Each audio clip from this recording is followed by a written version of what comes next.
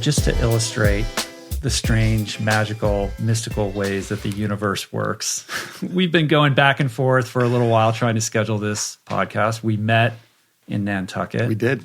In September as part of the Nantucket Project. And on the day of our appointed interview, actually the day before, I get a text from Tom Scott, the founder of the Nantucket Project, who also has happened to be on this podcast in the past. He said, I'm in town. I want to meet. Can we meet on this day? The same day that you're coming over here. You, as somebody who's presented at Nantucket Project in the past. Yeah. Tomorrow, I have Nadia Bowles-Weber coming over to do the show, who's somebody I've been trying to schedule forever as well, who I met at Nantucket Project.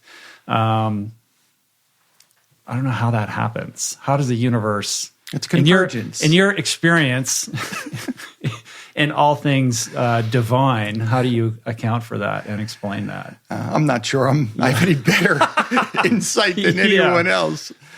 But it was nice to see Tom today, and please say hello to Nadia for me too. I will. Yeah, what an amazing person she is. So I'm going back to back with all of these people who are steeped in all things spiritual, in matters divine. So it's cool to have you here today. I've been looking forward to this conversation for a long time. You have an amazing story. So let's just start at the beginning. Paint the picture for me.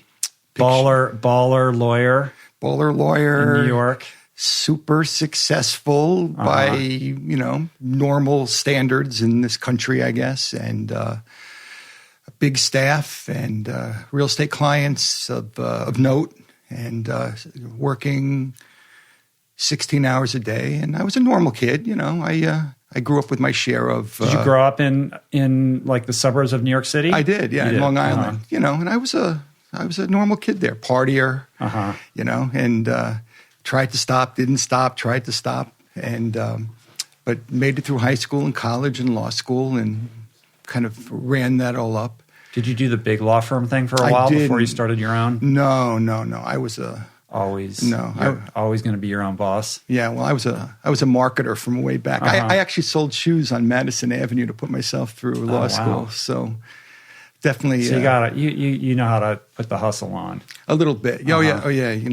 They buy the shoes and you stick the shoe trees in and you upcharge them before they get to the register. I didn't know that. Oh yeah, I'm already learning things. Oh yeah, you make 10% on the shoe trees, but only 2% on the shoes. So you have to know that. Yeah. So worked your way through law school, went to law school in Manhattan.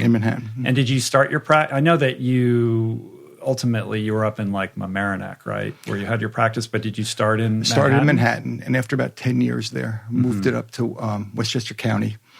And right away, I was a big fish in a small pond, as opposed to being lost in Manhattan. But like a transactional lawyer, right? Real estate deals? Mostly real estate deals and business deals. Yeah. And I kind of found myself up there. There were a lot of lifestyle changes I needed to happen, and I was flirting with them. And at that point, I'd been sober probably about 5 years. On your own? On my own. And I was in therapy, but I wasn't committed to it. I didn't really know what it meant. Just like I should probably dial back the partying, maybe stop drinking. Was it alcohol, or was it something else at that point? It was something else. It was everything, actually. Yeah. It was pretty much everything. What's your favorite? Well, if Ludes were still around, I'm not sure I'd be sober today. Yeah. Those went the way of the dodo, unfortunately. Oh, yeah. So that was your main thing? Well, it was for that. Until you couldn't find them anymore? Well, that decade. Okay. Yeah, kind of like rolled through by decade. So this like early 90s? What are we talking about? I moved up to Mamaroneck in 91 and opened my practice up there. And my biggest client was a big real estate client. I had tens of thousands of units, and I was their general counsel. And then the head of his one of the divisions asked me if I wanted to go across the street and play basketball in the elementary school that was kind of across from the headquarters. Right. And top of the key, crossover move, ruptured my Achilles tendon, went right down. And called an orthopedist friend of mine and said, "You're not touching me unless you give me a prescription for Demerol." And I hadn't done anything in almost 5 years, but it was instantaneous, and my head went right to that. To Demerol, right? Not to Demerol. Vicodin, not morphine, not like why had you done Demerol before? Probably. Yeah, I like how you're the one who's prescribing the pain medication to yourself. Oh yeah, making the demand. Oh yeah, I made doctor. the demand. Oh yeah, so they did the surgery, and I had a drip because I had some complications, and I had a drip, and so the drip is going for the morphine, and I had hidden the vial of Demerol under the bed sheets. And they didn't know about it, and I was high. Yeah. And that's it. I was back on the horse, man, and that lasted 10 years. I didn't realize that you had taken a stab at getting sober prior to the Achilles incident. Yeah. But without AA, 12-step, or anything like that, just kind of like your own therapy, white knuckle, do-it-yourself version. Well, I went to a therapist in the city who was very helpful. Didn't lead me to AA or to psychiatry at that point, but I learned a lot from him, and I stayed clean for quite a while. And I thought I would always be clean. Yeah. I had no idea how. But then this injury, it's the perfect opportunity. No one's going to say anything. Oh yeah, it was a lawyer. You know you can get what you need. It was a lawyer's dream, except I was the one who went down. Right. And walk me through how that initial fix with Demerol ends up snowballing into basically a full-time habit. Well, I had friends who were doctors, and it was a kind of a professional club, and none of them probably knew at first that they were contributing to something that was more dangerous. Although every one of them kind of said the same thing to me, just be careful, and I guess they didn't want me to stop breathing on their watch. Yeah. But meanwhile, still writing the script. Every 2 or 3 days. Did you have to? I mean, I've heard crazy stories from lots of friends of mine who have navigated this world, and the lengths to which they would go. Like I have doctor friends, who get hooked on fentanyl and things like that, and like they just tell the most elaborate stories about how they're able to, whether they're stealing script pads or, even doctors who are falsifying their own scripts, and how they would rotate which pharmacies they would go to. And they knew the shifts of who's going to be behind the counter at a certain time, like all this shenanigans to make sure that they would be able to cop. There was a little bit of that, but mostly they just wanted free legal work. Right. And so that was there was quid pro quo there for sure. Wow. And the other thing I found out is that I possessed all their secrets. I was all their lawyer. I was their lawyer.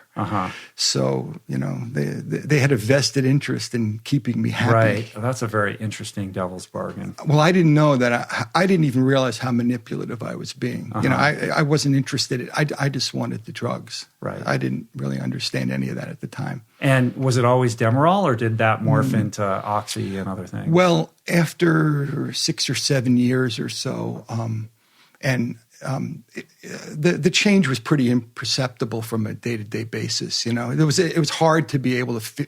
There's no way I could have figured it out.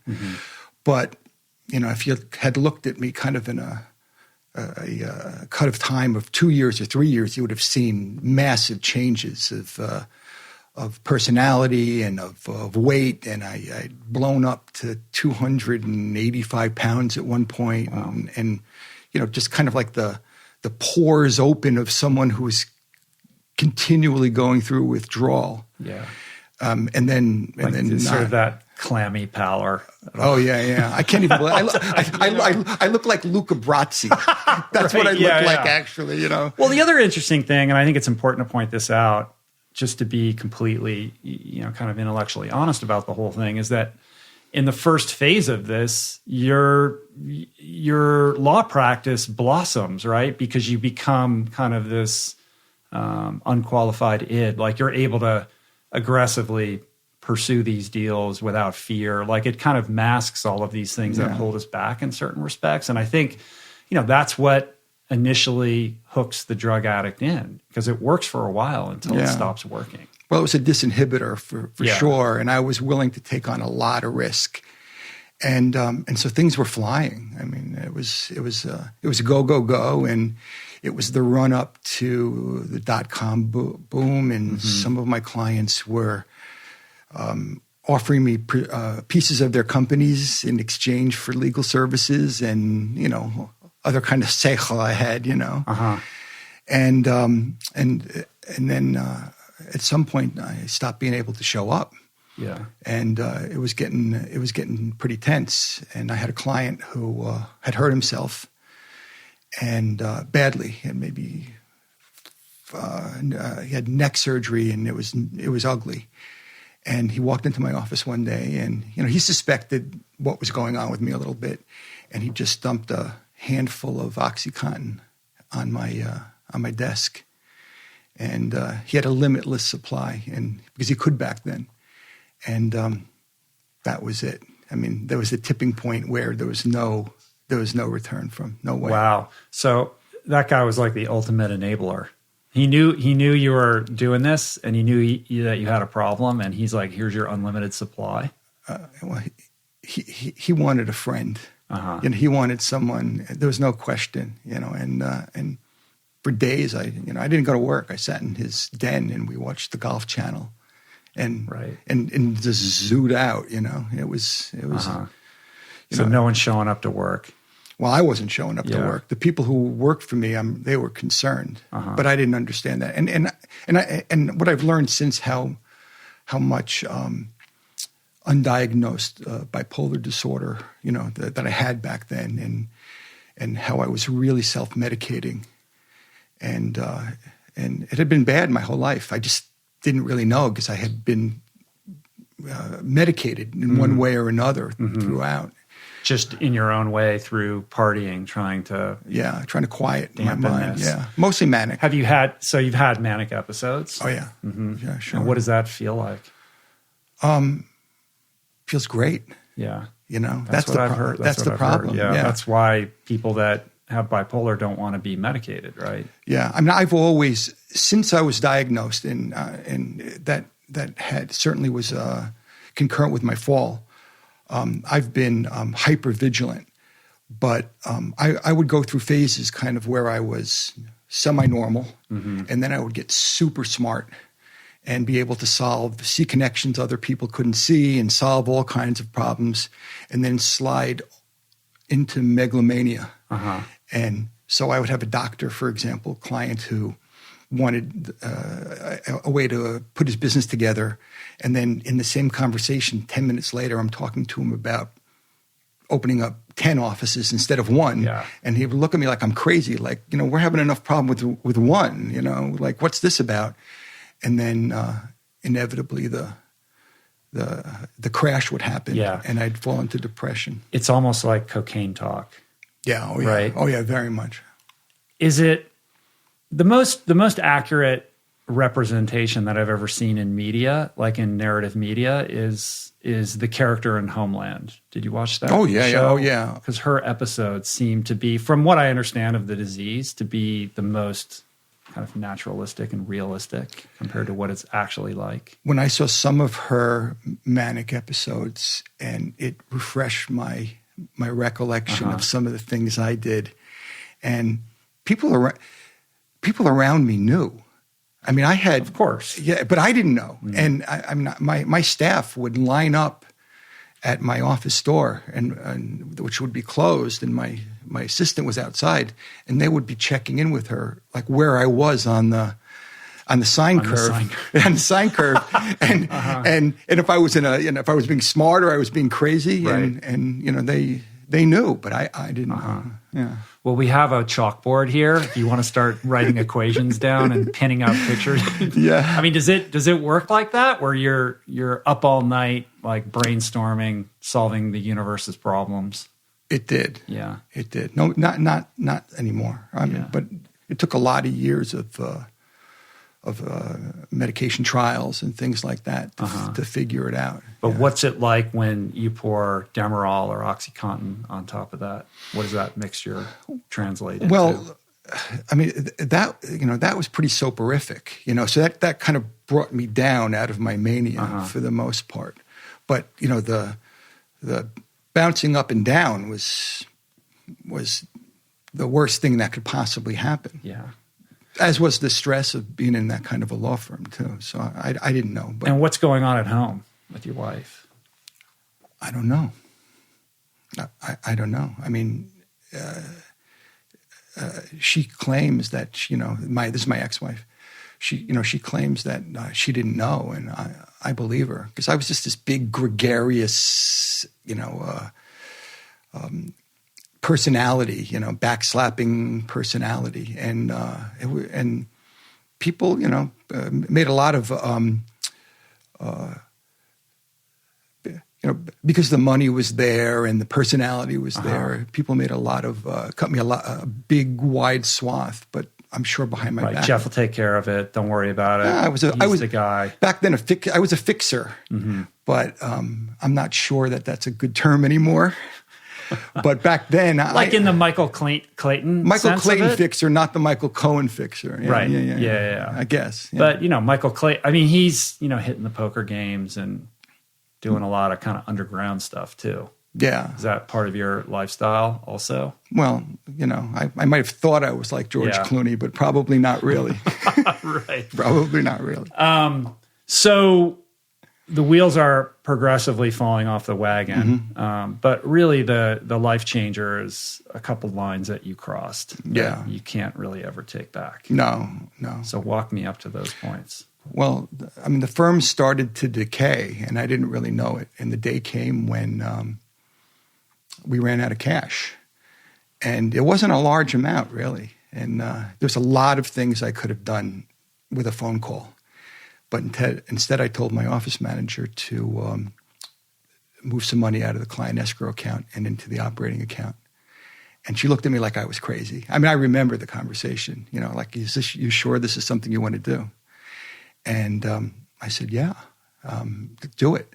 And, it was just a couple clicks on the keyboard. The screen was open and problem solved for the day. And I had no idea that was the beginning of the end. Yeah. Yeah, no idea. But on some, you knew it was a no-no. Oh, yeah. You knew. Oh, yeah. Yeah. Oh, yeah. But, so were the drugs. I mean, it was just part of that pathology was just playing out. The decision-making is not so good at this point. No, I was I can't blame it on anything other than, I don't blame it on the drugs, but I certainly, I wasn't fully aware of what the consequences were going to be so life-altering and so permanent. Well, part and parcel of being an addict is an inability to ask for help, right?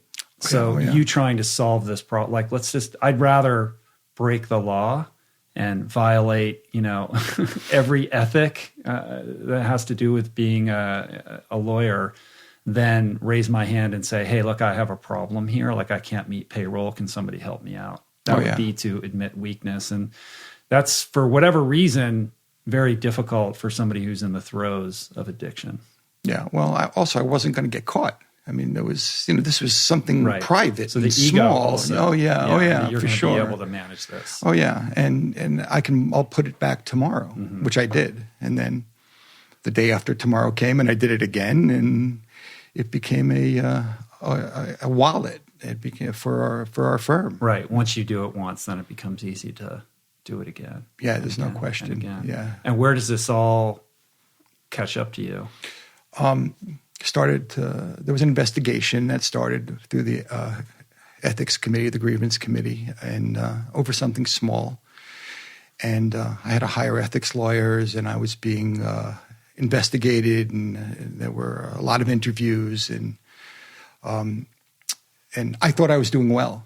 I thought that maybe I was going to slide through it, because I'm sure that was denial, but at no point did I think that my career was over. And I was taking in new clients, and then 9/11 happened. And I just felt everything fall out from under me.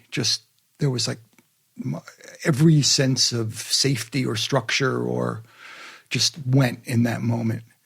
And I became a madman. And clients started to shrivel up. And within a couple of months, there were ads on the radio and on TV for businesses that had been adversely affected by 9/11. And in truth, I didn't know if it was the drugs or 9/11 or what, but I was sitting there with a shattered firm.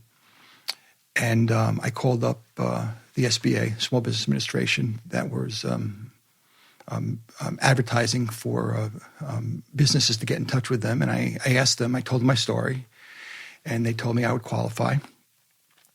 And they sent me an application, and I filled it out, and I just couldn't help myself but to embellish that application and claim I had an office that was a block away from Ground Zero. Mm-hmm. And I didn't need to do it. So you write up this application that you have a Manhattan office right down in the Wall Street area. Exactly. Actually, in Trump's building at 40 Wall Street. Oh, you were that specific? Oh, yeah. Oh, yeah. Wow. Oh, no, you had to be specific. And in truth... And so easily verified. But in truth, I had a conference room relationship with a law firm there. And so that address was on my letterhead. Oh, I see. So I see. Okay, all right. But there was no economic And you were effect. never really going there, right? I'd never been there, actually. And there was and there was no economic effect of having lost that office on me or my firm. And I embellished that I actually had. Right. So you get this loan, it's like $200,000. Yeah, $247,000. Yeah. Which alleviates your need to dip into the client trust account, I would imagine. That's also drying up because the clients are running for the hills because you're a lunatic. Oh, yeah. Yeah. Yeah. And your staff is down to a skeleton crew at this point? Well, at some point, I figured out that this was not going in a good direction. And I made arrangements for all my staff and all my files and everything to go to another law firm. And so for the last 3 or 4 months before I hit my bottom, I was pretty much alone in that office. Well, what's interesting is you hit your bottom and you get sober before the chickens come home to roost. Before on the loan thing, right? Well, so what precipitates your bottom? Well, what happened was a business associate of mine that I had treated badly in the couple of years before, he wound up preparing an affidavit or a letter, a lengthy one, detailing everything I had done wrong, I had done to him, including my opioid abuse and things like that, and all kinds of other things. And my ethics attorney became aware of it, sent me a copy, and I read it. And I called him up and I said, Is this it? I mean, are we done? And he said, yeah, you're pretty much done. There's nothing we can do from here. So I said to him... Done in terms of being disbarred. Yeah, exactly. Trying to defend my law license. Yeah. So I said to him, all right, why don't you just resign my law license for me? And I went to a doctor friend and I got a prescription of Demerol, 40 tabs, and went home. And after my wife and ex-wife and kids went to sleep, I took the whole vial. It's like 40 tabs. Yeah. Yeah. And I knew what I was doing. I mean, I was trying to kill myself. Was it a real suicide attempt, or was it a desperate call for help? I mean, 40 seems like enough, but your tolerance must have been insane. My tolerance was insane, but I thought 40 would be enough. That was the point. I thought 40 would be enough. And I've spent a lot of years trying to figure out whether or not it was a real attempt or a cry for help. But I wanted the noise in my head to stop. There was like no way. And just what the price to pay, I didn't understand it. I just knew that everything that I had, and this life in this house and the cars and the prestige and at that point I was on the local school board, and I owned health clubs, and I owned real estate, and it was all. You have like a restaurant too? I owned a restaurant. Yeah, I was one of those guys. Yeah, and I knew it was all going to tumble down. It was going to tumble down anyway. Yeah. But I knew it was going to tumble down. So I took it, and it's interesting that I mean, I can see that it was a real attempt in the sense that you kind of calmly relinquished all of it. Like you're like, just like let go of you just let it all go rather than fight it. Yeah. There's a giving up in that where it's like, it's done. It's done with me. It was actually the least dramatic part of those 10 years. Probably it was the feather on the scale. Mm-hmm. It just landed, and that was it. Just go do what I got to do, and that was it. With addicts, there also tends to be a narcissism in these attempts. It's like, now I'm going to, this is how I'm going to go out, and people are going to say, "Oh, poor Jeff." Like was part of that thinking. Oh well, I definitely was. I definitely was. Wanted to know how many people were going to show up at my funeral. Right. That kind of thinking. Yeah. But I had been thinking that for a long time. I mean, there was. I didn't know if there was anything of myself left at that point. Did you have a conscious awareness of how you had been the architect of your own destruction, or were you in a victim mentality of everyone's out to get you and you're just doing what you need to do to survive? And why is this happening to me? It wasn't like I had clarity at that point, because it wasn't like I was clear, and then took that vial of drugs. I was probably stoned already. Right. So it was probably a victim mentality in there. Sure. Everything was my parents' fault kind of thing. And so how do you not die after taking 40 Demerol?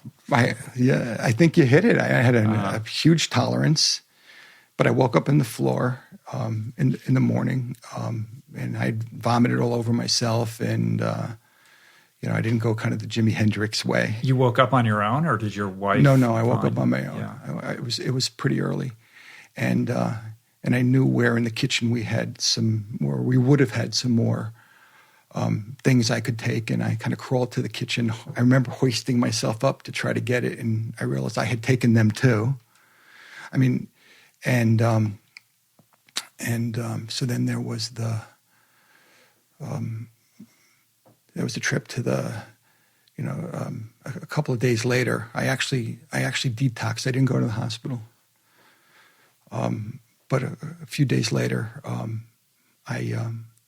I called Silver Hill Hospital in New Canaan, and I wanted to go there. I knew to go there because clients of mine who had OD'd went there. That's what they want. So you made a decision, like, I'm done, and you did your own self-styled detox at home. Well, I had done it 100. I had done it 100 times before, so it wasn't as if I was ignorant of what a withdrawal would be like. This was just the super one. This was the biggest one I'd ever been through, and certainly the first one I overtly tried to kill myself. Opiate withdrawal is gnarly. It was bad. It was bad. And how long did it go on for? I don't know, 3 or 4 days probably. It was bad. So you waited until you weathered that before you checked yourself into treatment? Oh yeah, I because I knew better than anybody. I was. You didn't want to look like shit going to treatment. Oh no! I mean, but you know what happens with people who have a lot of experience in these things? You become kind of like a mad professor of drugs. You know, I was like I had a Merck's manual and a PDR there, and so I knew my drugs. And were you doing it total cold turkey, or were you weaning yourself out? Yeah, no, that was the problem. Right. I was going through all the physical manifestations. It was bad, but then not. And but I knew that was it. And you did. So you had a sense that this, as somebody who's tried to get sober many times on your own, you know what it's like. It's like, okay, this time I'm never going to do it again. But kind of in the back of your head, you're like, you're not really sold on the idea. But this was qualitatively different. You knew. Well, every other time it was 2 hours or 2 days later, I was back at it. But something was different here. This was, I didn't have a life to go back to. I knew that. You know, I knew everything was gone. I didn't really understand at all at that point the gift of a hard bottom. You know, that's something I learned later, but everything was gone. So going to rehab was a blessing. And you were in rehab for like 7 weeks or something like that? Yeah. I mean, I remember I was about, first I had to go to the acute care unit where they put people who were a danger to themselves or who could OD or could die from detox or whatever. And then 5 days later, I got moved to a step-down facility and clear of all those opiates I'd been taking, I started to have amazing awarenesses of what I had done and all this victimization that I'd been going through my whole life. And I started to see things, the first little pieces of clarity started coming through. Well, that could also provoke quite a bit of anxiety without your medication to buffer the impact of that truth landing on you like, wow, my whole life is decimated. Well, they had already started me on bipolar meds at that point. I mean, I got diagnosed pretty fast. And so there was a whole different kind of haze I was in for a while. I was adjusting to the to Thorazine shuffle. A little bit. Yeah. Okay. I that was shades of one flew over the cuckoo's nest. I've never told this before, but I wandered into the creek at the rehab, and they found me just walking through the creek in the water, and like a guy in his bathrobe in the creek, right? That kind of image. Go get Michael Clayton. He wandered off the reservation. So I had in his bathrobe. Yeah. Okay. Yeah. And a few weeks before I hit my bottom, of course, I had to go out and lease a brand new BMW 7 Series. Of course, because I was insane. So I had driven that car up to the rehab, so it's sitting there like as a testimony to my old life, and I could barely look at it, and so there's a whole story how I got rid of that car, which is amazing too. But I knew that I just couldn't go back there. That's for sure. So how do you begin to piece your life back together in the aftermath of all of this? Well, certainly through recovery. I mean, I 7 weeks in rehab, and they brought recovery meetings in, and I kind of took to them, and more, I think, to the structure than to anything I was too out of it to learn anything. I was gone. And on the first day out of rehab, I did what I was told to do. I showed up at the meeting and I raised my hand. And I said, I'm Jeff, and I'm an alcoholic and a drug addict, and I need a temporary sponsor. And I gave, like 3 seconds on my drug of choice, or I can't remember right now. But at the end of the meeting, the leader who had been leading the meeting, and I thought it was the boss, right. I didn't know. It was my first meeting. I didn't know. And he came up to me and he said, this is for alcoholics, and you've done drugs and you're in the wrong meeting. And how dare that guy say that? Yeah. I've never heard anybody say anything like that. Well, you're a West Coast guy. Yeah, that's interesting. Wow. And this other guy came up to me who was standing right there, and he was the spitting image of Freddie Mercury. I am telling you, this guy, I thought it was Freddie Mercury in my haze. And he said to me, don't mind that guy. I'll be your temporary sponsor. And Brian T. was my sponsor. And he gave me very clear instructions, what to do. And for 30, 60 days, I went to a noon meeting every day. And I fell asleep with my head against the wall because I couldn't even focus. But you showed up. I showed up. Took direction. Yep. Made yourself known. Yep. And then began to take accountability. Did all that stuff that seems completely unrelated to staying sober. Like, it was destructive. Meet people, take numbers, make coffee, lie a lot, all that kind of, lie a lot, lie a lot. Keep coming back. Yeah, exactly. And but we had to get rid of the house, and we had to, and of course I did what every. You have no income at this point. No income at this point, Yeah. and a little, some savings, but no income. And I did what every sane guy does when they lose their house and their career and their reputation. I moved to Greenwich, one of the wealthiest communities in the country. Why would you do that? Because I had started going to AA meetings there, to recovery meetings there, and I those meetings were so important to me that I had to be there. And also, it was only 6 miles from our home. Mm-hmm. And although the state line is huge in terms of media and in terms of interconnectivity, but I figured my kids would still be able to maintain relationships with their friends. Mm-hmm. And that was true. That happened. Mm-hmm. But there we were in Greenwich, and for the next 20 months or so, I was living in an apartment in Greenwich and going to meetings, and I went 3 times a day, 4 times a day sometimes. And I was a lockstep, in recovery. That was my life. Mm-hmm. And this saves your life. Saved my life. Yeah. Absolutely.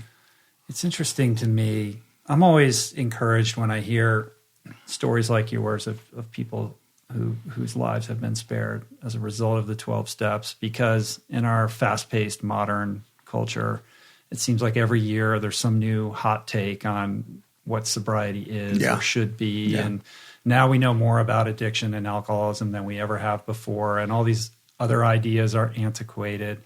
And maybe there's truth in that, maybe there's not, but I know that 12-step and Alcoholics Anonymous saved my life. It saved the lives of so many people that I know. Yeah. And it works. Well, it works if you're. I have no opinion on how people get sober if they find other ways of doing that. More power to them. I just know that this is what has worked for me and continues to work for me, and remains my number one priority. Well, it's a big world, and I assume there's people getting sober other ways. Yeah, of course. But for me, it worked, mm-hmm. and it gave me a home, family, people who weren't judging me, mm-hmm. and I had abandoned all my people, places, and things because nobody would talk to me. I was a pariah, and so I didn't have the places, I didn't have the things, and I didn't have the people. So that hard bottom was a blessing. Yeah. And it had to, forced you to right-size your ego and take stock and inventory of how you were living and figure out a new approach to how you were going to get through the day. Yeah, inch by inch, mm-hmm. Big thoughts like that probably didn't happen for a while. I was just trying to survive. But little did you know that you had another bottom waiting for you. It was lurking. The midst, right? So I was sober about 20 months, and I got a call on my cell phone from 2 investigators from the government. I remember them as FBI agents, but in retrospect, they were probably from another government division, and they told me that I had there was a warrant out for my arrest in connection with that loan. And I had no idea. When I tell you, I was in complete denial. I mean, I had done my 9th step, my 8th step, my 9th step, and I wrote down everyone who I had harmed and what my wrongs were, and there were 136 names on that list, and not the government. Huh? Had you made payments on that loan or repaid it? No. So you even setting aside the fact that it was a fraudulent loan, you had defaulted on it as well. Oh yeah, sure. But it still didn't make your ninth step? I had no idea. That's a big blind spot. Yeah, well, that's as it turns out. That's it's not uncommon. Yeah, no, I'm not. Listen, man, I'm not judging. Yeah, I know. I've done analogous things. So you're like, man, I thought I was, on the mend here. Well, it had a 30-year repayment schedule, so I thought I had some crazy. I had 30 years to repay it or something. I don't really know, but it was. I'm not being flip about it. I'm just telling you the truth is that I had no idea whatsoever. Right. So you're like, wait, what? That loan? And were they like get in the back of the Suburban or? No. I mean, I was certainly conscious enough in that conversation to ask them. I asked them, what do you want me to do? Do you want to come get me, or do you want to give me some time to come down? I've been a lawyer for a long time, and they said I had 2 weeks. I said I'll go hire a lawyer. I'll come down, and I did. And so 2 weeks later, I had to appear at the U.S. courthouse at 500 Pearl Street in Manhattan, and I hadn't been down there since 9/11. So when I got down there, it was still like a war zone, and with the barricades and the checkpoints and military with machine guns and things in front of buildings. And I was going into this situation, and I couldn't have felt worse. It was, like, and I knew that my crime was, having taken advantage of an economic benefit relating to 9/11, and it was searing. It was just, it was. There was nothing I could do. I wanted to get high, but there was no way I was going to ever go back. Yeah. And so it was the first time I was ever handcuffed and put in a cell until my arraignment. And did you plead guilty, or did you try to fight this? No. I don't remember what happened at my arraignment, to be honest. I just know that I was released without a bond, and I had I would be sentenced at some point in the future. And were you released on your own recognizance, so you could go home before sentencing? And I got you. Oh, yeah, and then it took 2 years to get sentenced. Oh, really? Oh my God! So you have to live with the looming inevitability that you might be going to jail for 2 years before that reality. And the hope that I wouldn't. And the reason I went to jail, the reason I went to prison, was no judge was going to give a non-confining sentence to someone whose crime was somehow related to 9/11. Not in that climate. It just couldn't happen. Right, taking advantage of 9/11 for your own personal gain. Exactly. Is there anything more reprehensible in a civil context? And he said that during the sentencing. He said that that at the same time, because I had been in recovery and had done a lot of service and had sponsees and had 50 letters of recommendation, and everyone, and the room was packed with people from Greenwich recovery. He came down as character witnesses. Yeah, he downward departed me, so I had a lesser sentence than I otherwise would have had. Yeah. So what was the sentence ultimately? 18 months. 18 months. Yeah. Now, what was the sentence? Short of all of those character witnesses showing up, what do you think he would have hit you with? It could have been anywhere from 21 to 28, as I recall, something like that. Yeah. So I was, I wouldn't say I was happy with the 18 months. I mean, I was expecting something, but there was a huge sense of relief that went along with the fear. Like, this phase is over. It had been delayed, and my family was in. Just because now you know what you're contending with. Yeah. Yeah. And so 3 or 4 months later, no, maybe 2 months later, I had a report to prison, Allenwood, low security prison out in Pennsylvania. And I had been told that I was going to go to, Club Fed, to a camp where white collar guys go. And I had a security level of 0. You read a lot of books, play some tennis. Yeah, sure, of course. Okay. And I had read, at that point, I had read a lot of books on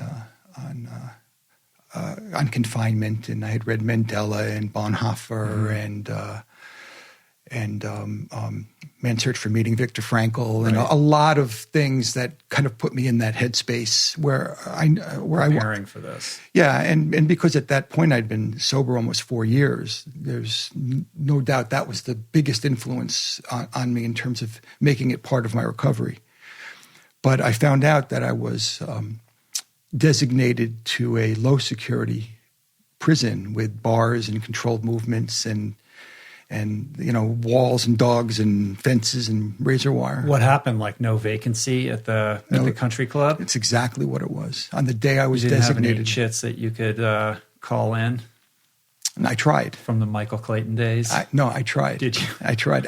Actually, I you were like, I know a guy. Here's the guy you call. No, I hired a prison consultant who took money from me. There's guys, I didn't even know that there was such a thing. Oh, of course, yeah. There's a sub-industry for everything, right? Yeah.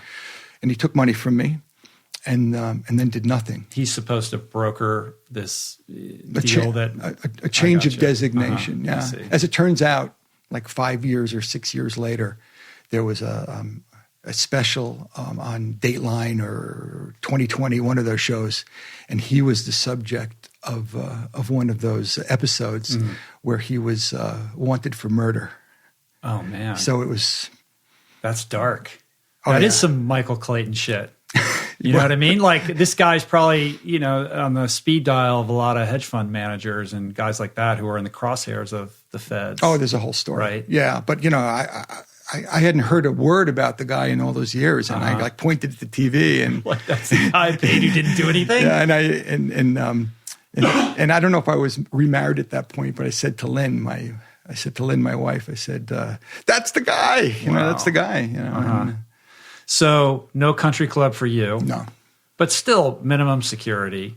But was it filled with like more violent offenders or were they all like sort of white collar financial offenders? There were 1,500 inmates on that compound. And there were 5 former stockbrokers, 2 former doctors, 1 former lawyer, that was me. And the other 1,500 were drug dealers and violent criminals. And that's just the way it was. That's got to make for an interesting social dynamic. Yeah. I mean, it was nothing I knew about. And back then, it wasn't like it is now, where there's a lot of information out there and on the internet, and there's a lot of resources to be able to pull from. I mean, we were alone. I had no information going in. And I walked in the door, and I was handcuffed and strip searched, and as again another divine moment, my sentencing judge had made a mistake on my report date, so I reported on Easter Sunday. And when we got up there, there was no intake people. I mean, it was Easter Sunday, right? So I was actually admitted by the head lieutenant of the entire compound, and he was standing there with a clipboard and looking pretty fierce, and I was naked, and he said to me, "So you're the lawyer?" And I said, "No, I used to be." And I didn't know that was exactly the right answer. There was right. It's a test. Like, is this guy going to cause problems for me? Well, yeah, he wanted to know if I was going to be making money off other inmates, and if I had a hustle going, and things I knew nothing about. I was just showing up and trying to tell the truth. And what's the day-to-day reality in a place like that versus what we might know only from movies or television? Well, if you take Orange is the New Black, for example, there's an example of a pretty low security prison, and you take everything that happens there in one episode. If you spread that out over a year or two, that's pretty much what happens in a prison. So everything happens; it just happens on a different timeline, a more expansive. Mostly, it's people sitting around reading, doing very little. You go to work. You work for 3 or 4 hours. You come back. There's not that much drama. You have to form alliances for protection. maybe if I was younger, at the time I was 48 years old, and maybe if I was a young buck and part of the pecking order, or if I was a gang guy or something, it might have been different. But mostly I was left alone. But just like if you worked if anybody who works in a sea of cubicles for some company, it's the humdrum existence, I imagine. I never did that. But you show up and you do your work. But when something exciting happens. And in prison, when something exciting happens, it's dangerous. Yeah, it's dangerous. And I saw some things I never thought I would see. Like the shanks and the lockdowns and my only point of reference is what I see on the tube. Yeah. Well, I saw a couple of people get killed, and it was really, really frightening. It was surreal. I couldn't really believe what I was seeing. Like I'd never seen people behave that way, and it was fast and very, very fast and very violent. And you stay sober. I stayed sober. Was there AA? There was AA, there was NA, and there were classes I had to take because for substance abuse classes. And the AA was remarkable in there because it was mostly inner city guys. And when I first got there, because I had 4 years of sobriety on the street, when I got to the AA meeting, there were guys who we went around the room and they introduced themselves in their day count or their year count. And there were guys who were reporting that they had 3, 4, 5 years of sobriety, but their sentences were longer than that. So they were getting stoned in prison. Yeah. And not one person in that room had ever spent 1 day clean on the street. And they were fascinated, by... So that gives you some stature, I guess, right? Like as somebody who has an experience that they don't have. Well, there was certainly a trade going on. The trade going on was that, they taught me how to stay sober in prison.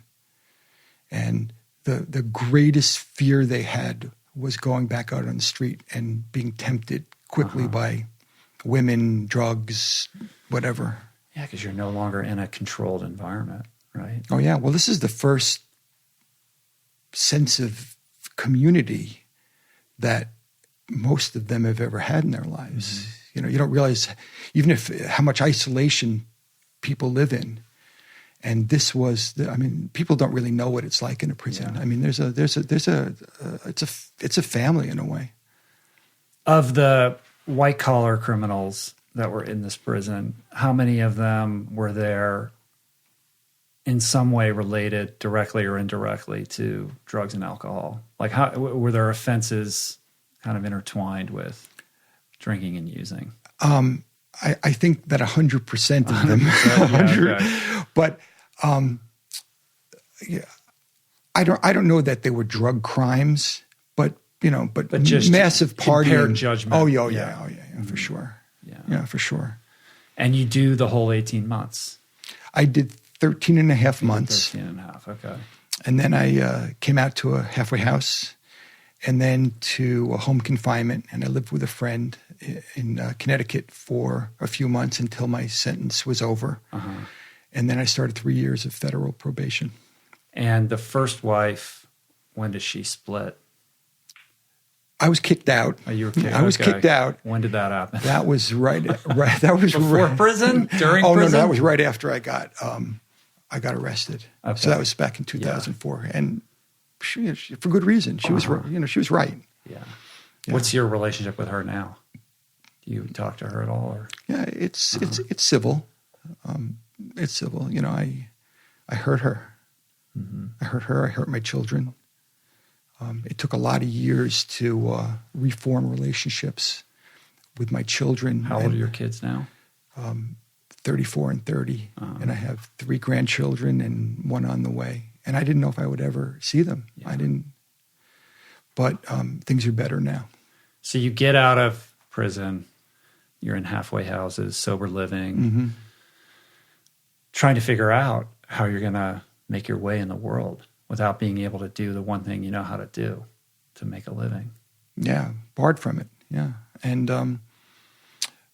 But I had a drug and alcohol counselor. I was also in my sentence, I had to go to 1 year of drug and alcohol counseling after prison.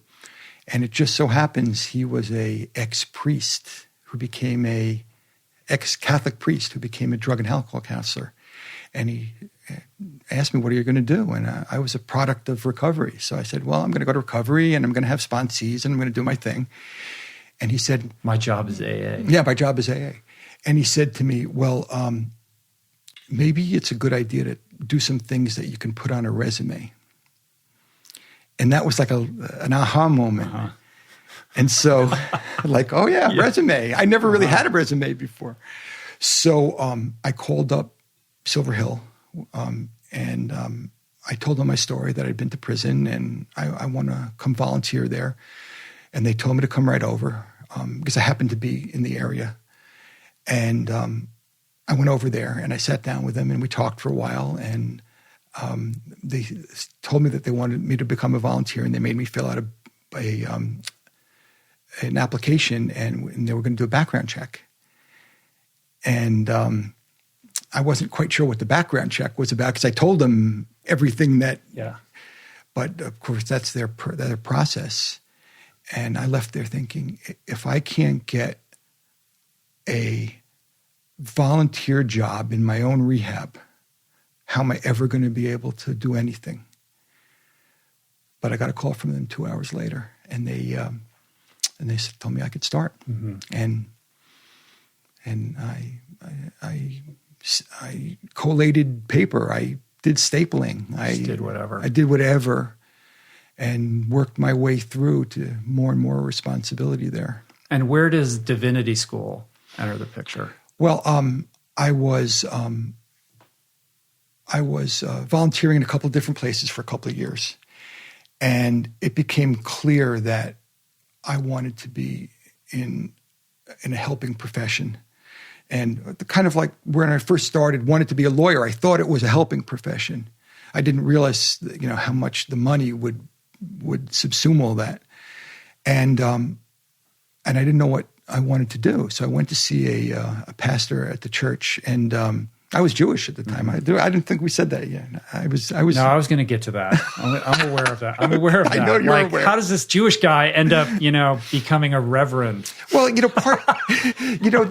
there's a transformation that happens. Uh-huh. Not just in recovery. You know that. I mean, you kind of find God, or at least many people do. I did, but in prison, there's no question that I was embracing a different form of theology that I really understood. And, but I hadn't converted. I hadn't been baptized at that point. And so I went to the pastor in the church that Lynn and I were going to. And I told him that I want to do something, I want to do something meaningful. And he said, why don't you consider going to seminary? And I had no idea what that meant. I mean, I'm a nice Jewish kid from Long Island. Yeah, but I thought a seminary is where monks walked around with the hoods and all. Uh-huh. And he said, no, it's a progressive seminary, and it was a place where you learn about social justice, and that resonated with me. So I applied, and I had to write down. I had to tell my story for the first time in writing, and I had no illusions that I was going to get admitted to the seminary. Yeah. But a little while, it didn't take that long, and I got admitted. Yeah. And so to Union, it's called Union Theological Seminary, and it's in Morningside Heights. Up, it's a part of the Columbia University family. Yeah. When you were practicing law and using and just doing living the Michael Clayton life, what was your relationship to spirituality then? I was a cultural Jew, certainly not a religious or an observant one. Uh-huh. But my daughters had been bat mitzvahed, and we showed up to shul on High Holy Days. But I'd abandoned all of that. I mean, there's no question that once I got into drugs, that any shred of spirituality becomes eroded. It was gone. So then when you find yourself in treatment and in 12-step, you have to, reconnect with that aspect of who you are. And one of the things that people who are struggling or who are suffering find difficult is this concept of God that's kind of packed into 12-step. And it's alienating for a lot of people. They're like, look, I know I need to get sober. I got to stop drinking or using. But like this whole God business, like it's just not for me. So I'm just going to find another way. Yeah. Yeah. Well, for me, it was, it wasn't quite a guy with a white beard, but I was connecting to the God of my childhood for sure.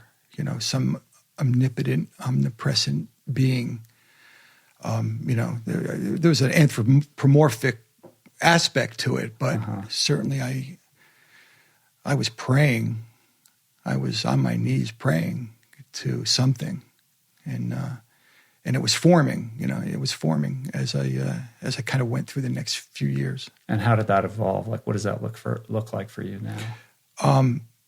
Well, now I consider myself a double belonger.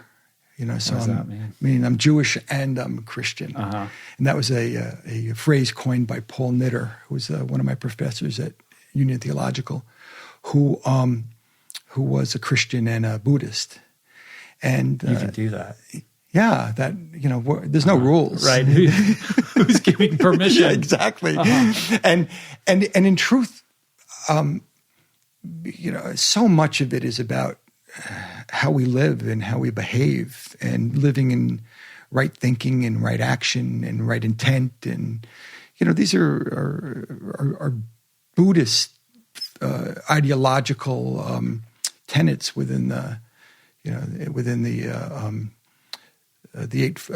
Eightfold Path and all of that, and I didn't know that at the time, really. I just knew that there was some kind of commonality, but I definitely needed a theology of looking forward, of transformation and of rebirth. And I found that in Christianity. When you're in divinity school, are you exposed to these different modalities, or is it a very Christian-oriented? No, this is the most liberal, progressive seminary in the world. I mean, I got introduced to all kinds of things I had never been around. And I was the minority there, because it was feminist and womanist and gay and transgender and beautiful people, all of mostly who came out of some kind of suffering, and were finding themselves in religion and faith and service. And it was the school of Bonhoeffer and of Niebuhr, and so it had James Cone and Black liberation theology. So it was steeped in social justice. And but I was the oddball out. I mean, it was it was Occupy Wall Street, and I was one of the 1%ers. I mean, Plus, you're like twice as old as everyone. Right? I'm more than twice as old. But you mentioned before we were recording that you lived in the dorm. For a while, I was coming down from Greenwich every day and taking Metro North down to 125th Street. Yeah. For a little while, we took a place in the dorm. Mostly because I couldn't keep up with the work. I'd been out of law school for almost 30 years at that point, and I just couldn't do the reading. Right. It was massive. I found it much harder than law school. Much. Wow. And are you employed at the rehab at this point? Like, do you have any income, or how are you making ends meet? Yeah. Well, I'm up in in that first year it was a little tough. Yeah. But then I was up in Bridgeport, and I was doing reentry work. And so living in Greenwich and going to school in Manhattan and taking the train up to Bridgeport and trying to work my way through the issues of why I was in seminary to begin with, because that wasn't abundantly clear. And for a while I hid my background from everyone because I didn't want to be known as the prison guy. I didn't want that moniker on me. But at some point I I knew I was having an inauthentic experience if I wasn't actually being honest about what my background was, what was informing my work and informing my papers and things like that. And once I did that, then everything just broke open. Were you blocked out of fear of being judged, or what was the impediment to you just owning that aspect of why you were there? Yeah, I think it was that. Yeah. And also that I was so busy that I was going to very few AA meetings, and so I was sliding backwards, into kind of a more selfish. I was in seminary, ironically, but feeling more selfish, and the awareness came to me at some point there that it's not about what I get from it; it's what I put into it, which I had known from AA, but for some reason, a little daily reminder. Exactly. And once that happened, you're not in charge. Your self-will needs to be sublimated a little bit. So the polarity changed, and I got through it, and it was a beautiful day when I graduated, and And where does shame enter into all of this? Like, what is your relationship to that? How have you weathered that aspect of your past? It's better now, mostly, but on any given day, I could wake up and the specter's there. Just everything. It could be overwhelming, and certainly service has changed all that. Being helpful to others and seeing identifying with their stories, and little by little, I was able to move through. And shame. Shame is guilt is about what you did, and shame is about who you are. And I was able to navigate that at some point, but it probably took a decade. Yeah, it was hard. Yeah, I find that we're harder on ourselves than others are, and our community is more willing to forgive us than we're willing to forgive ourselves. Oh, that's true. That makes sense. Yeah, and I could see the change manifesting in my friends and the people around me, but I couldn't see the change in myself. Earning trust slowly, inch by inch, with your community. Yeah. But was that part of not wanting to share your story with your peers in divinity school? I think so. I think so. And I was. But it's so powerful. Everybody loves a redemption story. As part of why you're sitting here. We love somebody who's coming back. And the ability to kind of own that past and shine a light on it is the ultimate way to kind of drain it of all its shame power. Well, I was in the middle of it at that point. Yeah. So it wasn't like I was, I understood it as a story arc. I was in the midst of it. And on any given day, it was just overwhelming. Right. And I was just putting one foot in front of the other. Harder than law school. Much harder than law school. That's interesting. Yeah. So you get out and you find yourself at a church, right? I become a pastor, or a reverend. Like how does all that? I don't understand how all that works. There was I had been working in Bridgeport for a while, and I developed a relationship with a pastor in an all-black church, Black Baptist church, and I knew I needed an experience, like full-on Baptist, fire and brimstone choir, like the whole thing. Not Southern Baptist, but their own brand. And I went to him and I said, I asked him if there was a place for me. And I knew him pretty well at that point. And he made a place for me. And Lynn and I were the only white people in the church. And it was full of beautiful, beautiful people. And, but waning, like a lot of those urban churches are, it was a sanctuary that could fit 600 people probably, and on any given Sunday there were 40, 50 maybe. And so it was an awakening as to church polity and church, what it was to work in a church and to actually be pastoral. And I was developing a prison ministry at that point, and I was on the preaching rotation and doing all the worship that that I'd experienced some of in divinity school, but certainly now it was on the ground and it was happening. And when I would preach, Lynn, my wife, she would go outside under the overpass and speak to the homeless people and ask them if they wanted to come into church. And she would negotiate with them because they wanted things like a blanket, or a jacket. They were cold. And she said, come into church and we'll get you that stuff. Mm-hmm. And she brought them into the church, and they're all sitting in the back row. And she came up to me because I was preaching that day, and she told me that she had, bartered with them. She was making, and she needed blankets and coats. And I said to her, "Where are we going to get that? This church is poor. This church has nothing." But we lived in Greenwich, so that's when we started making the rounds of the churches in Greenwich and getting resources for the people in Bridgeport. Wow, that's beautiful. Yeah. And so, how long did you do that for? 2 years. Mm-hmm. And at the same time I was doing that, I had been asked to join the board of a criminal justice nonprofit, which was an amazing experience because, this was, I knew that I was, I felt accepted. And so I was a formerly incarcerated person on a board of directors of a major nonprofit and I was helping guys in Greenwich through AA who were on their way to prison or coming home from prison, and that's where I was kind of known as the prison guy. And there were, I would say, over the 10 years I did that, I don't know, maybe 100 guys I had helped, and these were captains of industry. I mean, these were, some of them you read about.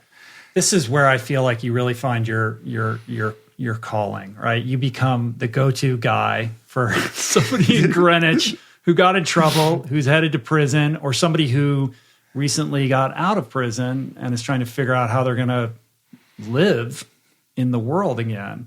And you're the man with experience. So a lot of, people knocking on your door for advice. And this becomes not just a calling, but you sort of institutionalize this. You start this Progressive Prison Ministries company that's now really the focus of what you do, trying to be a helping hand to people who have found themselves in your predicament. Well, I got a call from a reporter at a hedge fund magazine, and he asked me if I was the minister. Was I the minister to hedge funders? And yeah. I told him the truth. I said, well, I'm ministering in Bridgeport and I'm working in recovery with hedge funders in Greenwich, but those two concepts have never merged. And he said, and one's more interesting to the press than the other. One's a little more clickbaity. Oh, they love the white collar stuff. Yeah. So, and it's really interesting what you've done in this world. And we should say, like at the outset, there's definitely a sympathy issue here. You're a guy in Greenwich. There's lots of big-time money dudes, hedge fund guys, private equity, investment bankers, all those kinds of people. They get into trouble. They're looking at jail time. It's hard. It's like, okay, so what do we, cry me a river for these guys? Yeah. But I've learned a lot researching you and hearing you speak about the realities of what happens, not just to these individuals, but all the people that are in the wake of these offenses. Yeah. So walk me through that so we can better understand this whole dynamic. Well, just at that point, I didn't really know what we were going to do. I didn't understand it other than I knew that there was a constituency of people out there who weren't being served at all because I hadn't been served. And I knew from my experience in working with them in AA. So we went to the biggest church in Greenwich, and who we knew the pastor there, we knew the rector, and we said, "Listen, we have this crazy idea to become a white collar ministry, and it's never been done before, and we don't even know if it could work. We have no idea." And he said to us, "Well, it's intriguing, and I explained to him, I believe that they're everywhere, especially in a place like Greenwich or Darien or New Canaan, and they're living in isolation, and they're living behind closed blinds, and their families are affected, and we knew at that point that they were being asked to leave not just social clubs and country clubs and things like that, but they were being asked to leave their churches and their temples and their synagogues, and their kids were being ostracized, and parents wouldn't let their kids play with the children of these families as if they were infected. And I explained that, and what the rector said to me was, listen, why don't you go do your research, go take this on the road and see what's out there and come back to me, because I needed institutional support for this to happen. Mm-hmm. And for the next year and a half, we hit the road, and we preached and hit conferences, and it was amazing, the response. And the big turning point moment was at the Nantucket Project. So that's why my heart is there. You got asked to speak. I got asked to speak and share your story. Yeah, and so it was the first time out of a room that I would have ever actually told the whole story. Right, in a public forum. And I was scared to death. Uh-huh. I was scared to death. But you'd shared your story a million times in closed groups, right? You'd think it would help. Yeah. You'd think it would be the same, but it wasn't. Huh. It wasn't at all the same. And also, I mean, you know that you develop kind of an AA banter, kind of a way of communicating. You know, when I got up on the stage, I got brought to my knees. I mean, it was an experience like I'd never had, like a lightning bolt. There was none of the banter. There was none of the pithiness. There was none of the making people laugh a little bit. It was raw. It was raw. I was shaking like a leaf. Mm-hmm. And I spoke there. Well, you spoke there this past year. But it was like 2 years ago when you gave that speech? No, this is 2013. Oh, it's a while ago. Yeah, it was a while. Uh-huh. And I couldn't hear a pin drop. No, I mean, the audience was there was no feedback whatsoever, and I became aware of that, and I was scared. And at the end of it, when I'd finally gotten through the whole story, there was a standing ovation, which I don't remember. The only way I knew was from the tape afterwards. Uh-huh. And then here was the pivotal moment, because now I was on the first night. I was in between Steve Case and a blind boy who sang Christian songs in perfect pitch. Uh-huh. So it was like I was between them, of one of 5 speakers the first night. And the next 3 days we walked around, and Rich, I'm telling you, 100 people came up and hugged us and thanked us and told us their AA day counts and told us about their relatives and their children who were in rehab and deaths. And we went back to our hotel room, and Lynn and I looked at each other and said, like, what's going on? Like, the conversation that people want to have no one's having it. And somehow we gave them permission to talk about their frailty and talk about their issues in a way outside of anything we've never experienced other than in an AA room. Well, true emotional vulnerability is the ultimate connective tissue. Yeah, that's true. Yeah. And I think when you get up there and you allow yourself to be that raw and unedited and honest, people know that, and it resonates with people. And it becomes that thing that you're so scared of that ultimately becomes your greatest strength and asset. Oh, it was liberative. Yeah. But it was a turning point. It was a moment that I knew that I had to do this. Right. This was an affirmation. Oh yeah, for sure. Yeah. So you start helping not only the underprivileged community in Bridgeport, but also the well-heeled in Greenwich. It's this bizarre dichotomy. Oh my God. And when we talked last, you were kind of sharing with me, some aspects of what that's like. And I read something also that kind of that colored between the lines for me on this, which is in the underprivileged community, when a member of that community is arrested for, let's say, a drug offense or something like that, the community congeals around that individual and that family and shows up to support them before, during, and after. In the white-collar, well-heeled context, it's quite the opposite. It's immediate ostracization. How do you say that? Like you just said, everyone flees. No one wants anything to do with these people. And you're left with families that are, a shell of what they used to be, with spouses who are unable to pay the bills, who have to go on food stamps, like all these things that you don't really think about or consider. Without any community support whatsoever. So as much as it's easy to, not be sympathetic to offenders of this nature, there is real damage and consequences that extend beyond that individual's bad behavior.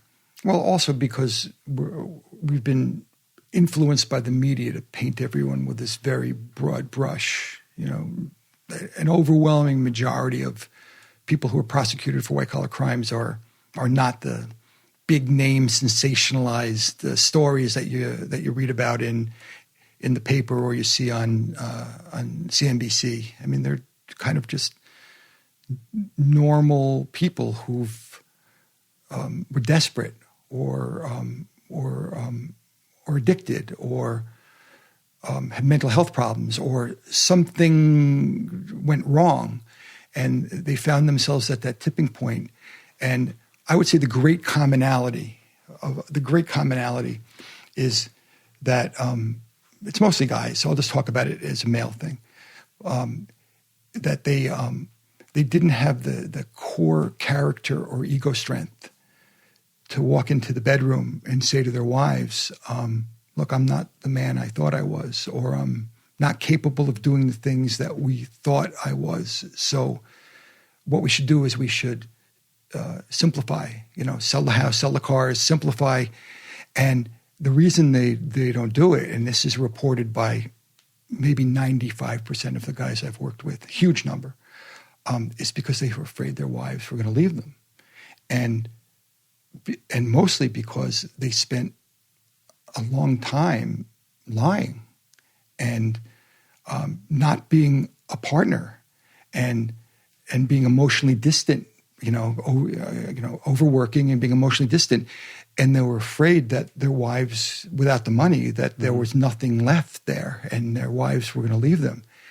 And what we found out as we progressed in this ministry was that most of the wives would have liked nothing better than to have the husband who they married 10 years before to have apologized and just said, I've been on this train that left the station and I can't do it anymore.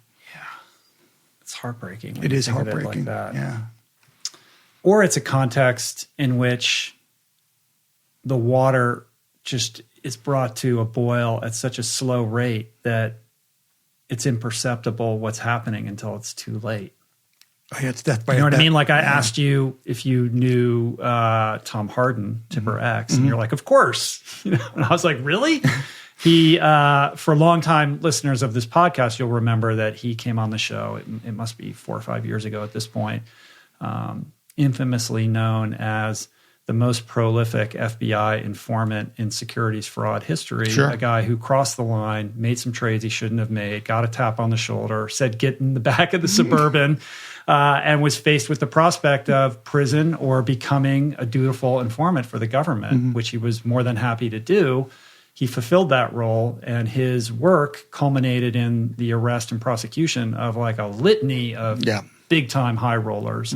But he suffered the consequences of being, when he was sentenced, everybody knew there was Tipper X, nobody knew who that was. When he was sentenced, his name became publicly known, and that ostracization took place swiftly in his family. And I was able to get him on and share his story for the first time, really in a long-form public format, while he was in the midst of grappling with what he was going to do with his life. And if you go back and listen to that, I'll share in the show notes a link to that episode. It's one of my most favorite episodes because he's so raw and honest. Yeah. And you can hear the desperation in his voice and the confusion because he was not figured out at that point what he was going to do. No, he was very unclear. He was new. He was a newbie. Brand new. Yeah. And I shared this story with you, and I'm going to do it here just because I don't know that I've ever publicly said this. I think it was a year ago, I was in New York. I was giving a talk at a big investment bank that had brought me out to give a speech. And they usher me into this theater, amphitheater.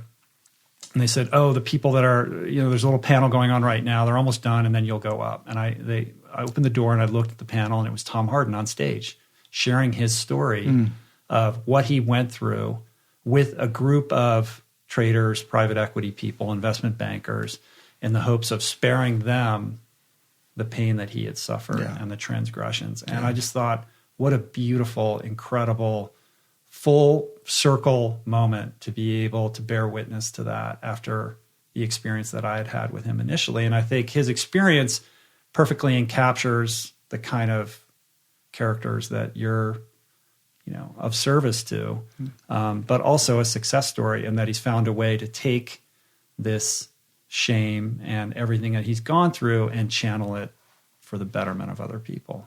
Yeah, Tom's definitely involved in the cautionary tale aspect of it and trying to prevent things from happening or people from behaving in ways that are ultimately self-destructive, because all of this is really about self-sabotage.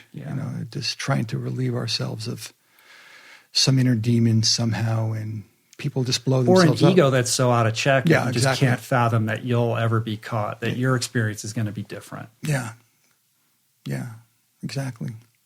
And so what's it like when you're dealing with these families and these individuals? What I've learned through this mostly is that when I was in AA, I did a lot of 12-step work, a lot of service work. And what I've learned is that my concept of service has really changed, because it's not so much me trying to help anyone. What it is radically sharing my journey with them and inviting them into the emergence of my own authenticity, and hopefully that gives them the license and the permission, the agency to do that for themselves. And so there's very little filter right now between what I go through and what I experience and what I'm willing to share with anybody who's going through it. And that could be difficult for them because I'm telling them the truth. And but there's something, it's really about the healing. It's there. And because until someone, until someone practices acceptance, surrender, and that kind of honesty, they're just not, those lives just aren't going to get better. But to be told from the outset with compassion and empathy and kindness that your life has value and that this isn't the end, but what we're going to do here is we're going to get real. We're going to get real. And that's been, and I do that by being real. Right, by just being an example of that. Mostly. Provides a space and gives permission for that person to follow in suit, as opposed to, look, here's what you need to do. Here are the 5 things. He's like, it doesn't work, right? No. But the power in just sharing your experience and owning it 100% gives people a sense of hope that if they can do that, then they can have a transformative experience as well. And that's, look, we're talking about the work that you do with, the underprivileged community in Bridgehampton, and also this Bridgeport. Bridgehampton's sorry. Bridgehampton. Yeah, that's even more than like. So that's even more high to, yeah, that was a bad. There we go. There we go. Very different communities, and Greenwich, right? So, but these are lessons and principles applicable to anybody that you would counsel through hardship. And that's happened because there's no question that we came to the realization that everybody is going through some kind of difficult, life-altering experience, whether it be a death of a child or cancer or a divorce or career death or whatever it is, and that these principles are universal, and that we can help a lot of people through. And so there's a few things that we got to figure out along the way, and that the things that we were most afraid of were really probably the things that were best for us, and that this transformative moment is kind of in the middle. It's a liminal place where guys coming home from prison basically have refugee status. It's not the end. It's the beginning, really. Yeah, but there's got to be a time period there where you're practicing acceptance and surrender, and hopefully no longer mourning the past or anticipating the future. But this is about my development, my healing right now. And where does forgiveness live in this liminal space? That's a hard one, because there's forgiveness and then there's self-forgiveness. And I had to overcome a lot of denial to really start to parse out forgiveness. And because I'd hurt a lot of people, and I only became aware of the level of people that I hurt by working with so many other men. And it became obvious to me about them that they'd hurt people. But all of this work is self-reflective. So I started to understand that I hurt my ex-wife, I hurt my wife, I hurt my kids, I hurt my community, I hurt everybody. And with that level of acceptance, and certainly being involved in a faith community that is about forgiveness, I started to forgive myself and felt forgiven. That's a big deal. Is there a difference between acceptance and self-forgiveness? Like they're pretty close. They're pretty close. Yeah, they're pretty close. I mean, for me, it's acceptance of reality. So the reality was where I was living at that in that moment. I mean, it was the fantasy had been broken, right? But to move to probably higher orders of acceptance and compassion and empathy, those moves took a long time. It took a long time. What do you think is the hardest part of this arc of healing that hamstrings the most people that you work with? That we are prisoners of our own making. It's a strange thing, when I started this, the world was very different politically and economically, and then the criminal justice conversation has developed in the last 10 years to the point where it's dinner table conversation. But we've gotten to the point now where companies and institutions will accept people who've been to prison. And maybe it's driven by, I don't know, under 4% unemployment and they need the help. I don't know. There's a lot of factors. But the biggest single problem that we have in matching people who've come home to prison and the jobs, for example, is that the people who come home from prison, including white collar, don't have the ability to emerge. They're in these tight prison cocoons, and they're trapped, and so we can't even get to job interviews. Don't have this self-awareness of,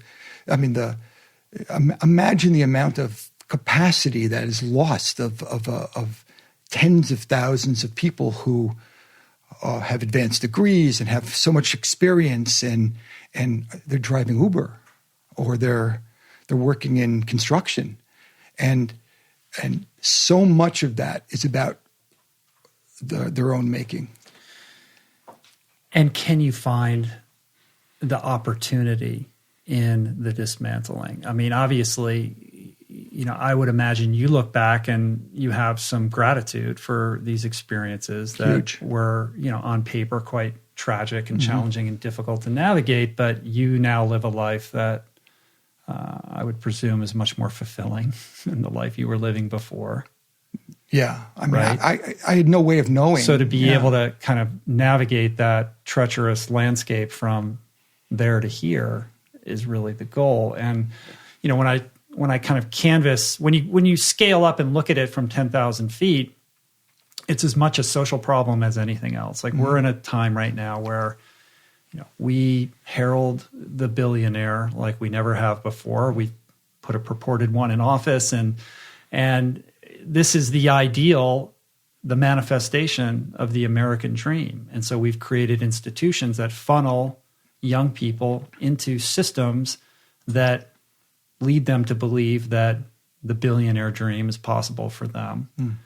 They become perhaps worn out by those systems and then cut corners because they're still adhering to this idea that they could be that person and end up on the wrong side of the law with that.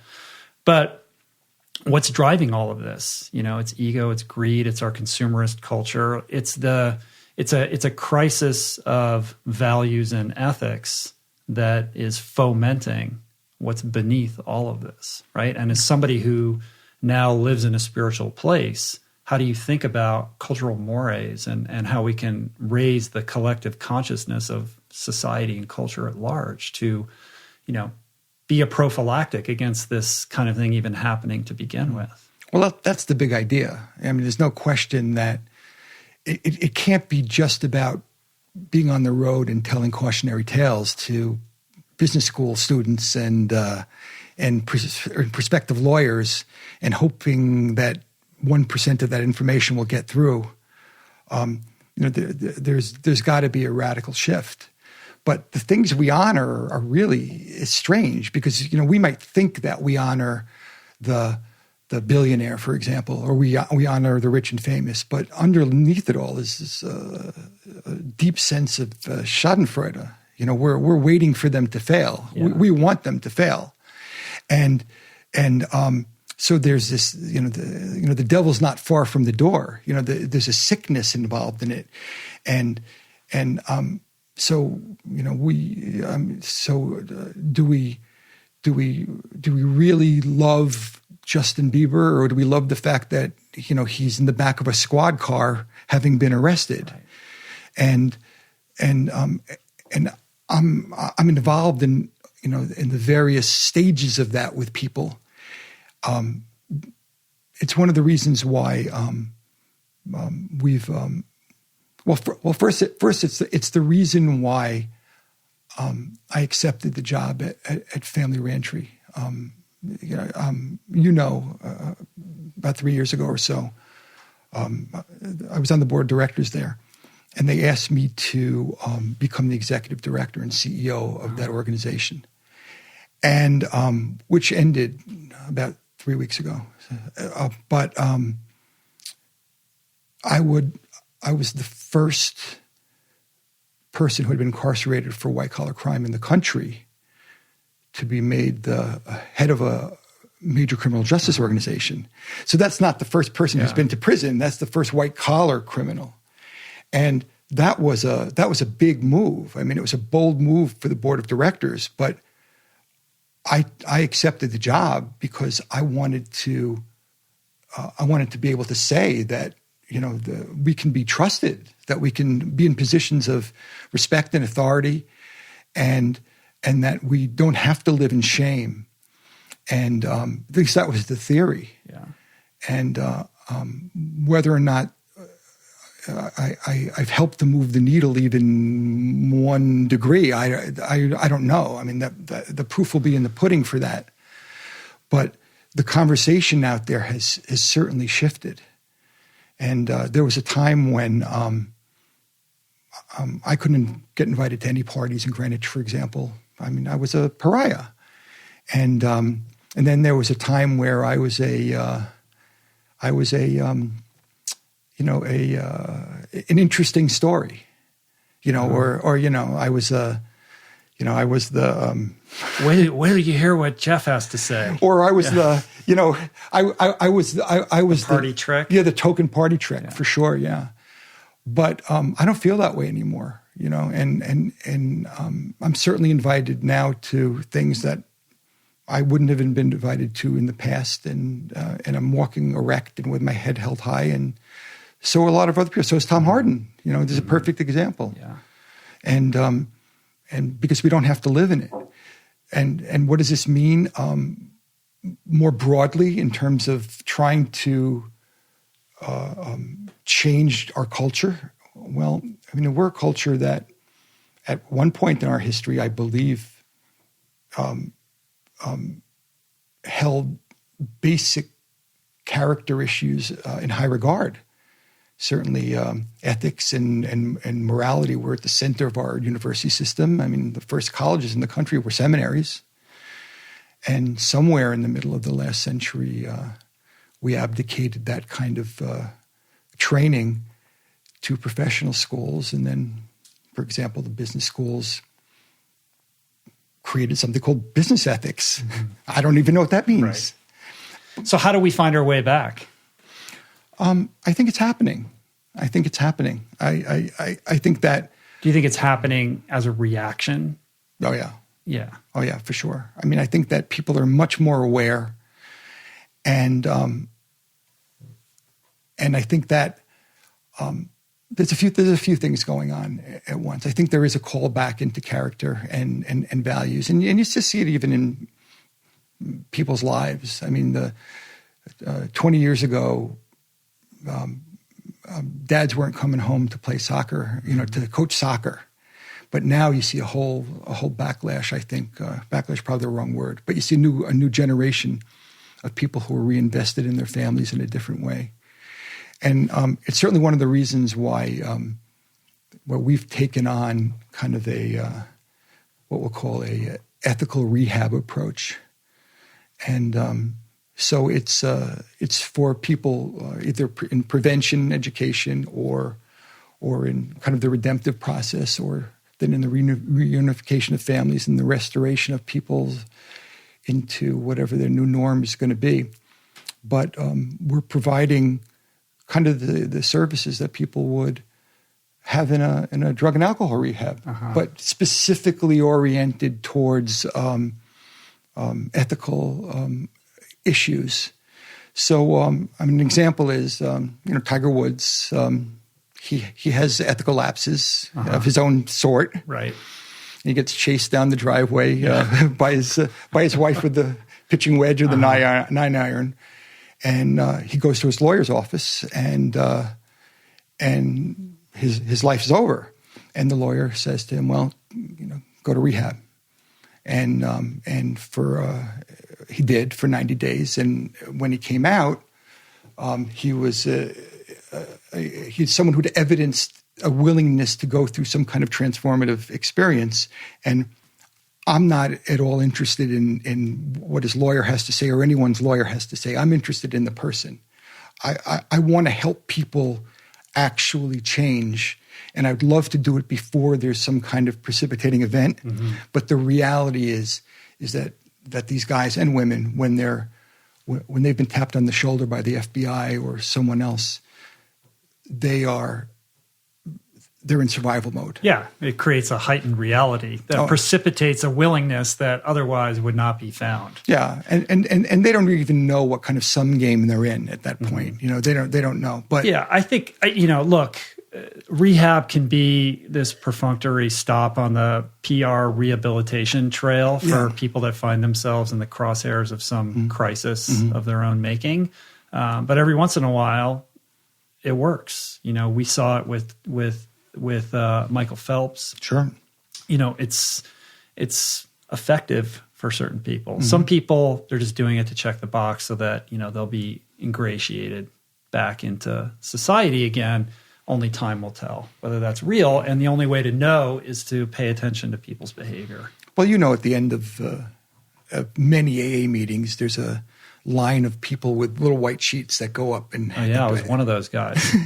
I used to fraudulently write the signatures on there for the judge. Yeah, well, so for people who don't know, basically you have to document you're going to meetings, so you can tell the judge. Yeah, and for the rest of us, anything that gets you in the room is fine. I mean, there's a lot of different motives to get in the room. We want to help you get well, and so we've taken this to a step that's non-substance abuse related, and it has all kinds of co-occurring things. There's mental illness, and there's drug and alcohol, and we're working with different groups and people, and this will evolve. It's in its infancy, but I think that what we need is a commitment to that, to character and to ethics, and I certainly search continually to become that person I was at 12 years old before I found my first joint. Yeah. That's beautifully put, and I think it's needed now more than ever, given that we have, on the one hand, this massive and ever-expanding opioid crisis, and we have incredible problems with our prison industrial complex. And these two things are colliding with each other to really just exacerbate the problem, making it worse. And you're somebody who, basically was at the intersection of both of these things. So when we look at the opioid crisis, I mean, are you familiar, as somebody who's been involved in criminal justice reform, like what are those numbers right now? And staggering. What are we doing about this, and how can we do better? Well, like anything else, the resources weren't there until it became there was a financial incentive or a political incentive to do it, and now there's a lot of resources being thrown at the opioid crisis. The so-called opioid crisis, because not that there isn't one, but it's really no different than the crack epidemic that there was. It just is touching a different strata of society.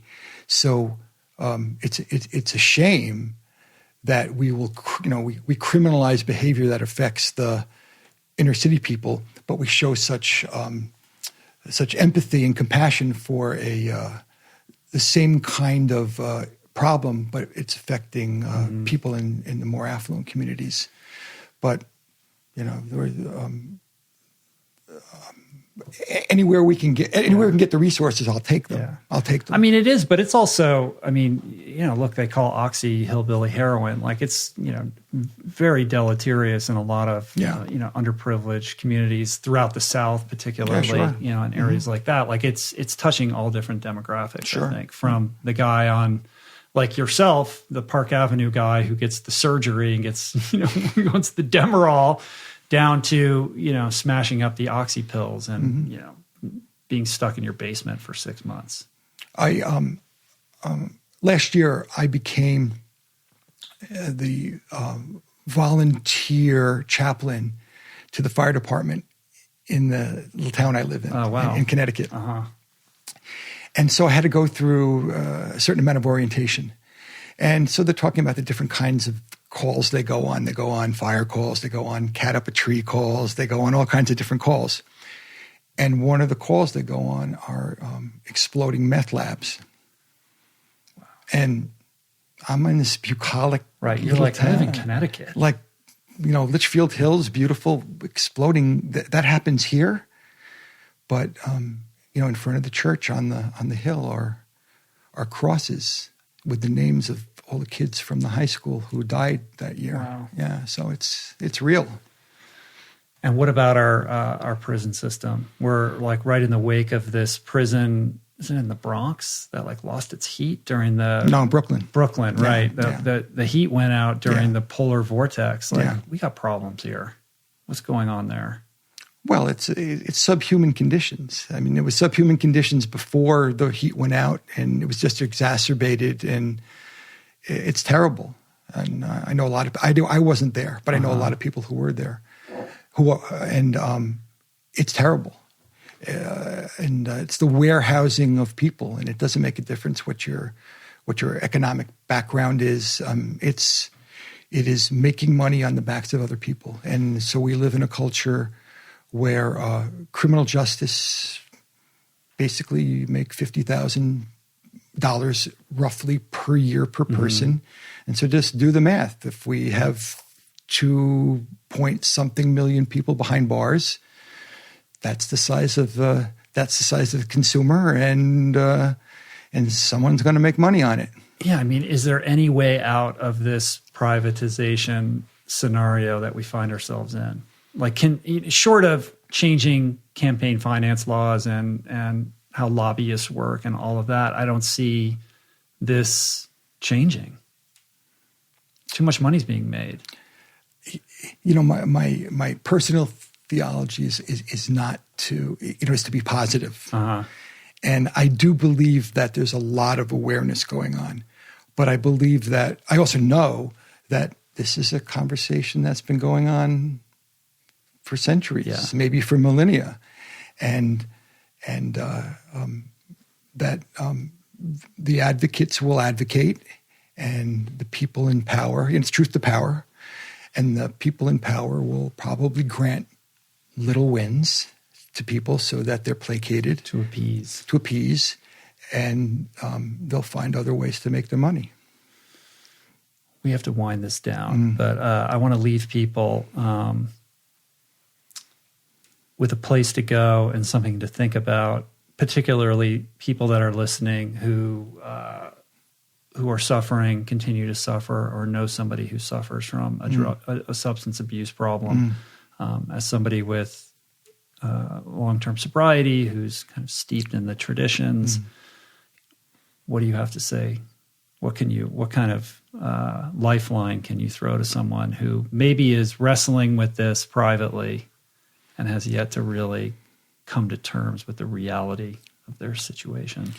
I don't mean at all for it to sound hokey or trite, but there's hope. And I'm not special. I'm sure you don't view yourself as special. We've been granted grace somehow, and all we had to do was show up every day and do the work and live one day at a time, and then some higher power decided what our fate was.